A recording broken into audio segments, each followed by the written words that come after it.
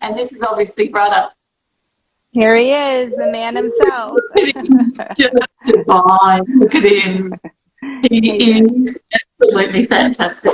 So I was just explaining, Maddie, that, we're obviously just after, we're at 10 o'clock in the morning, so morning tea time here. And so we will be publishing this, I think, a little bit later as well. So people that miss it because they're at work will be able to tune in later. So thank you so much, Maddie, for joining us all the way from US of A. It's fantastic. And the reason I've asked Maddie to come on and do a live with us is because we stumbled across Maddie, or I stumbled across her when I was first developing the food. And I thought, this is such an enthusiastic, passionate person and so like-minded, and I really wanted to reach out and connect with her. And Lyndall here had seen Maddie and said, you have to speak to this woman, you have to speak to this woman. So I was going to just very quickly introduce why, the journey that I went on very, very briefly, and then ask Maddie about her journey, and you can see the connections that are made there. And it's very, very interesting to see that the journey that Australians take when they're looking at their pet food is exactly the same as people in the States. And it's a worldwide challenge that we have, particularly with ingredients in pet food. So for those of you that have kind of become recent customers, you might not know why I do what I do. And I didn't start out to develop a pet food. That was never my intention. It was to find a food that contained what I thought was decent ingredients. And I always feed my family free range and organically sourced ingredients. That's my philosophy in life. And it was only one day really that I was looking at my pet food and I thought, this doesn't sound all that good, and I don't know where the ingredients come from. I don't know what meat meal is. I don't know why there's maize and barley and all these grains in the food. So what I want to do is find a pet food that contains ethically sourced ingredients in exactly the same way. He's just divine. He's going to take all of the attention away from me. So he's reaching in. And that's when we came across you, Maddie, and said, we saw your post and thought, she feels the same way as we do.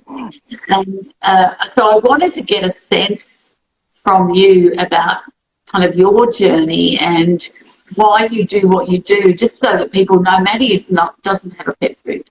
She doesn't.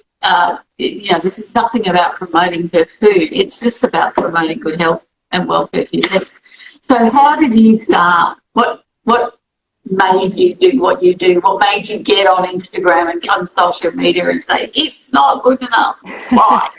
Gosh. Well, I think honestly, it's like a huge pillar of who I am. I grew up in a home with parents who are very focused on health and wellness. Like, for instance, my parents never fed us commercial baby food. They made everything at home and they cooked all of our meals. They sent us to school with homemade lunches.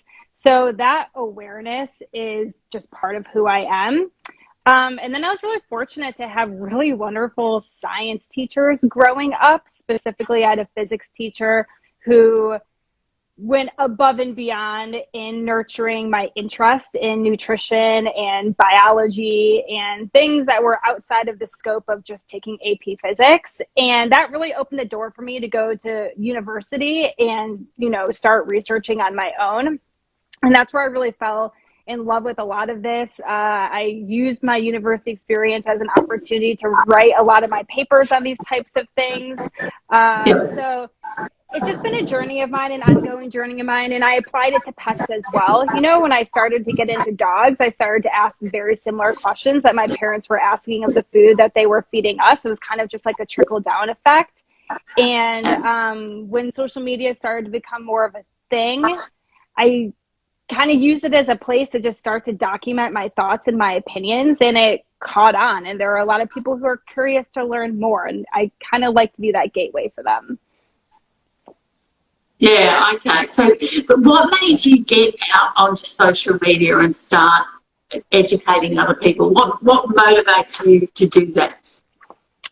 There's just so much manipulative marketing out there, which really makes me mad. I studied marketing formally in university and I work professionally in the advertising industry, so I see it firsthand.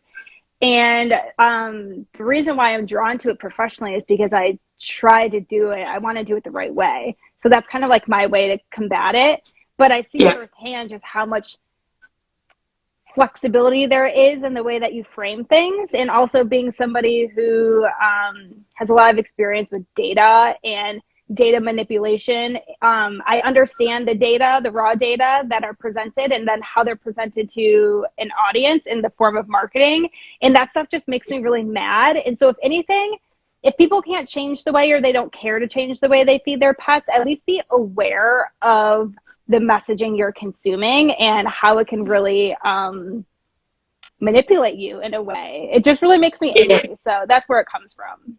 Yeah, it's funny because I've just done I've just done a video series which I'm about to launch on what pet food ingredients mean in Australia, and I'm assuming that they mean the same in the States.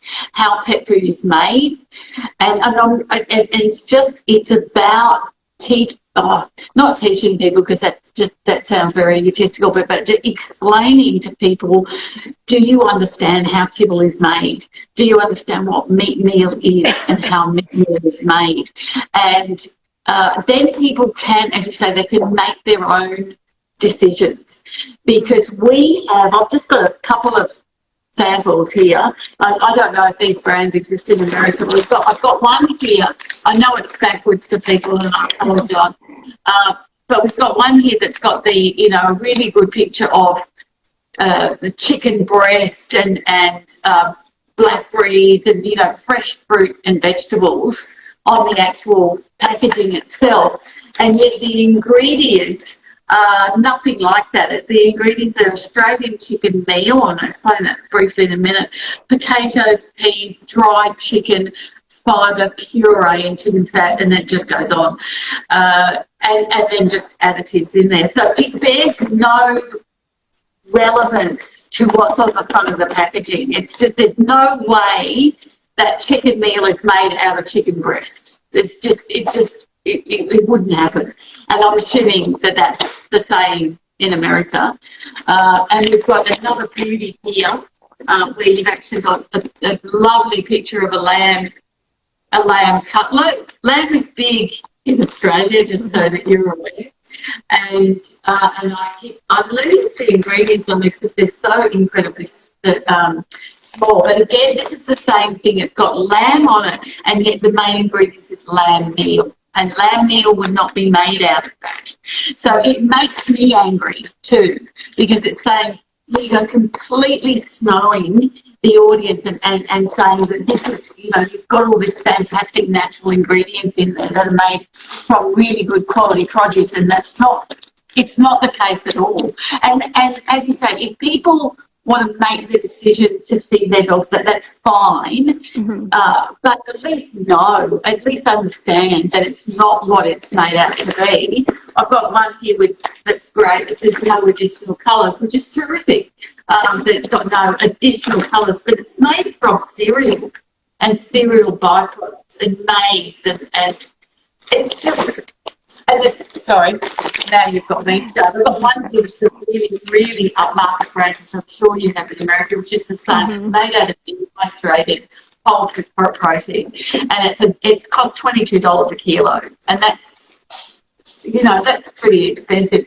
So I agree with you. There's this need to tell people that, if you're going to make that decision, at least make an informed choice about it. Yeah. So we're both absolutely on the same page. So is it as much of a problem in America? I know that kind of you're on the West Coast, aren't you, in California?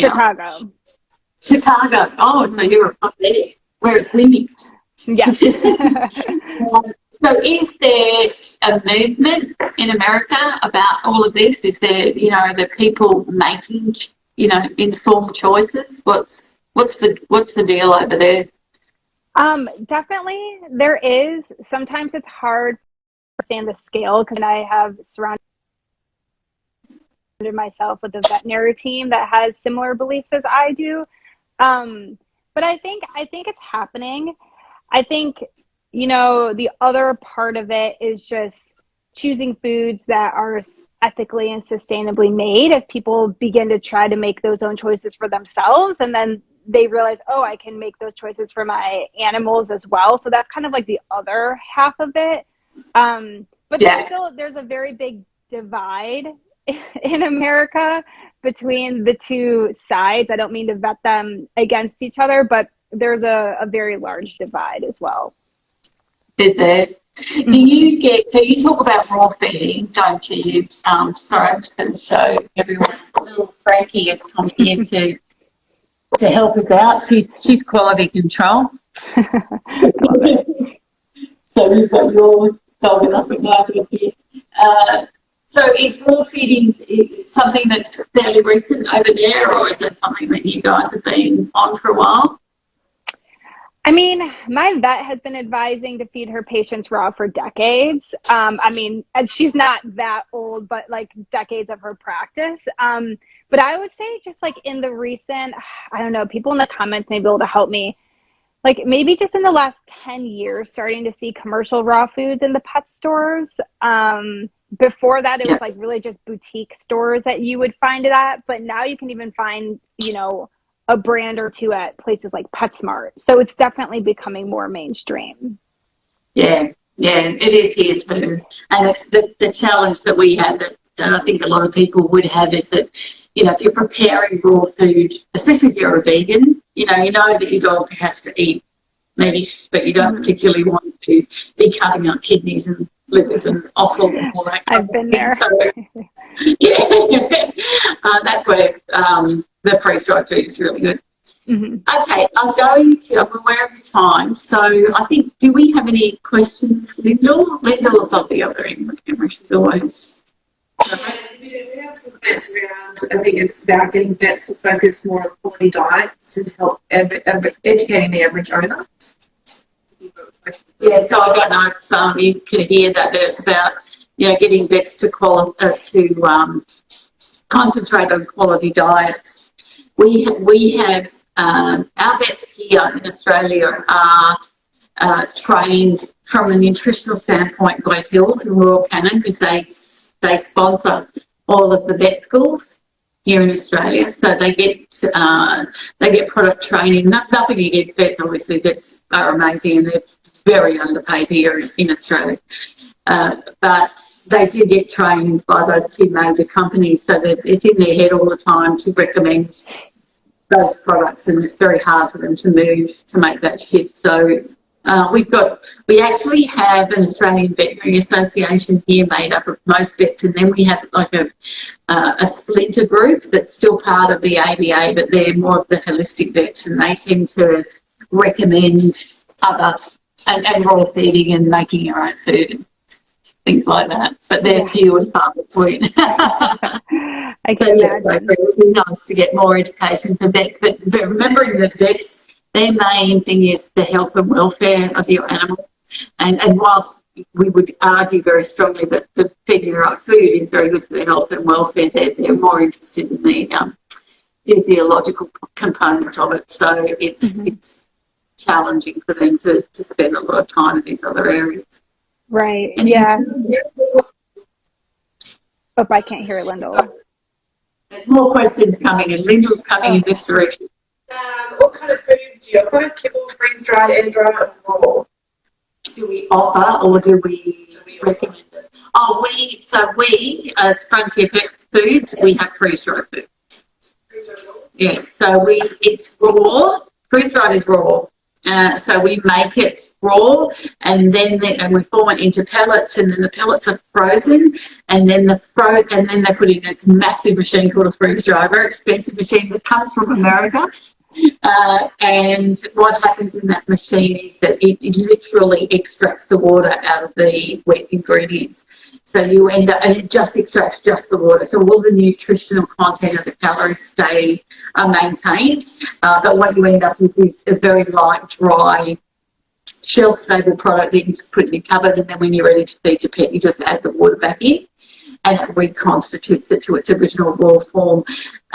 Maddie would know more about this in one sense, because America leads the way with freeze-dried products. Australia, just for your information, Maddie, is very behind the stakes in freeze-dried technology, and that's why we buy our equipment from America. Interesting. I had no idea. Very interesting.